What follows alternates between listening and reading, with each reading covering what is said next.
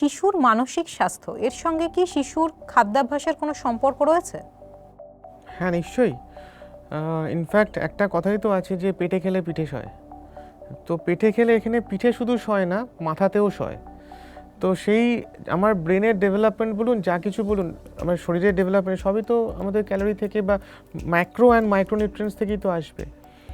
খাবার মানে দেখুন, সেখানে আমরা দুভাগে ভাগ করতে পারি, ম্যাক্রোনিউট্রিয়েন্টস, মাইক্রোনিউট্রিয়েন্টস, মানে প্রোটিন, ফ্যাট, কার্বোহাইড্রেট ম্যাক্রোনিউট্রিয়েন্টস, আর ভিটামিনস, মিনারেলস এগুলো হচ্ছে মাইক্রোনিউট্রিয়েন্টস। আমরা খালি ভাবি যে যদি বেশি প্রোটিন খাও, বেশি ফ্যাট খাবো না, কথাটা খুব ভুল। It's called balanced diet. সবকটাই দরকার আছে। এমনকি প্রকৃতি এতটাই টিউনড, মায়ের যে ব্রেস্ট মিল্ক সেখানেও কিন্তু এই টিউনিংটা থাকে। মায়ের যে ব্রেস্ট মিল্ক, সেখান থেকে নিউট্রিশনের প্রথম পার্ট শুরু হলো জন্মের পর থেকে। তাই প্রথম দিকে কোলোস্ট্রাম, তারপরে ট্রানজিশনাল মিল্ক, তারপরে মায়ের দুধ প্রথম 6 মাস পর্যন্ত তো মাস্ট।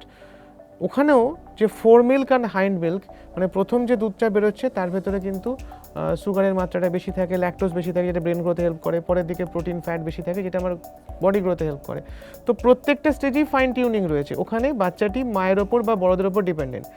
কিন্তু এরপরে যখন সে বাড়ির খাবার শুরু করছে, প্রপার টাইমে প্রপার উইনিং, মানে 6 মাস হয়ে গেল, সেখান থেকে এবার প্রপার খাবারে ঢুকতে হবে। সে উইনিং বা কমপ্লিমেন্টারি ডায়েট, সেখানে কি করতে হবে, মায়ের দুধ তো থাকবে সাপোর্ট হিসেবে, but that will not be the priority. Priority হবে বাড়ির খাবার আস্তে আস্তে অভ্যেস করানো। সেক্ষেত্রে ভাত, ডাল, আলু, খিচুড়ি, মাখন এসবগুলো আস্তে আস্তে একটা একটা করে ইন্ট্রোডিউস করা, তারপরে মাছ, মাংস, ডিম ইন্ট্রোডিউস করা, তারপরে যে কোনো একটা ফল, যে ফল ছাড়িয়ে খেতে হয় সেগুলো ইন্ট্রোডিউস করা। এইগুলো হচ্ছে ধাপে ধাপে হবে, কিন্তু কোনো অবস্থাতেই কোনো মিক্সি বা ছাঁকনি ব্যবহার করা উচিত নয়। যদিও এটার সাথে মানসিক স্বাস্থ্যের ব্যাপারটা নেই, কিন্তু কোনো অবস্থাতেই স্বাস্থ্যের ক্ষেত্রে উচিত নয়। এটা মানে প্রপার হ্যাবিটের দিক থেকেও ঠিক নয়, আর ইনফেকশনের দিক থেকেও যদি আমি দেখি, ইনফেকশন প্রিভেনশন, সেদিক থেকেও ঠিক নয়। তো সেদিক থেকে ওই কথাটা মনে রাখাটা জরুরি। কিন্তু এরপরে একটা আমাদের দেশের, আমি জানি না আপনি জানেন কি না, আমাদের দেশে একটা খুব বার্নিং প্রবলেম হচ্ছে আয়রন ডেফিসিয়েন্সি অ্যানিমিয়া, এবং সেটা মেজরিটি হচ্ছে আন্ডারলুকড। শুধুমাত্র যে এটা গরিবদের মধ্যেই হবে, শুধু বস্তিবাসীদের মধ্যেই হবে তা কিন্তু নয়।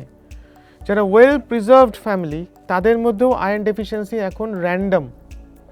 ইনফ্যাক্ট এক্স্যাক্ট ডেটাটা আমার মনে পড়ছে না, বোধহয় অ্যারাউন্ড 68% বা 72% ইন বেঙ্গল তারা আয়রন ডেফিসিয়েন্ট র্যান্ডম দেখা গেছে, এবং সেটা অল স্ট্রেটা। তাহলে কি করে সম্ভব হলো একটা দিক আছে যাদের কাছে অ্যাডিকুয়েট খাবার নেই, যারা ঠিকমতো খাবার পাচ্ছে না, তাদের নিউট্রিশনাল ডেফিসিয়েন্সি, তার সাথে আয়রন ডেফিসিয়েন্সি হচ্ছে। অন্যদিকে খাবারের তাদের অ্যাফ্লুয়েন্স, কিন্তু যেটা খাচ্ছে টাইপটা ঠিক নেই। সেক্ষেত্রে জাঙ্ক ফুডস তারা বেশি খাচ্ছে, প্রসেসড ফুড বেশি খাচ্ছে, তাতেও আয়রন ডেফিসিয়েন্ট। তাই মোটামুটি এই যে 1 বছর 2 বছর এই যে ফেজটাতে যদি আয়রন ডেফিসিয়েন্সি চলে, তাহলে কিন্তু ইররিভার্সেবল কগনিশন ডিফেক্ট হবে, ইররিভার্সেবল। তখন আয়রনটা ঠিক করলেও আমার কিন্তু পুরোপুরি তার আগের মতো সেম স্টেজে আমি নাও হতে পারে। তো সেই জন্য এটা খুব কেয়ারফুল থাকা জরুরি। এর পরের পার্টটা যখন আসে, যখন সে স্কুলে যাচ্ছে, যে মুহূর্তে প্লে স্কুল থেকে গেলেও সঙ্গে সঙ্গে তার কিন্তু বাইরের খাবারের একটা তৈরি হবে, টিফিন কী দেবো না একটা কেক। বাড়ির থেকে তৈরি নেওয়া রুটি তরকারি যেন এখন অবসলেট হয়ে গেছে, তো এখন আর কে খায়, ওসব তো ব্যাকডেটেড। সেরকম নয়, freshly prepared home based diet সেটা সবসময় বেটার। তো সেটাকে খেয়াল না করে আমরা এখন চটজলদি টাইমের বাঁচানোর জন্য করছি। টাইম বাঁচাতে গেলেই যা হবে প্রবলেম, যখন আমি একটা বার্গার খাচ্ছি, যখন আমি একটা হয়তো পাস্তা বা মোমো যখন খাচ্ছি, ওয়েস্টার্ন ফুডস, সেগুলো ফুল অফ কালার্স, ফ্লেভার্স, এগুলো একটাও ভালো না।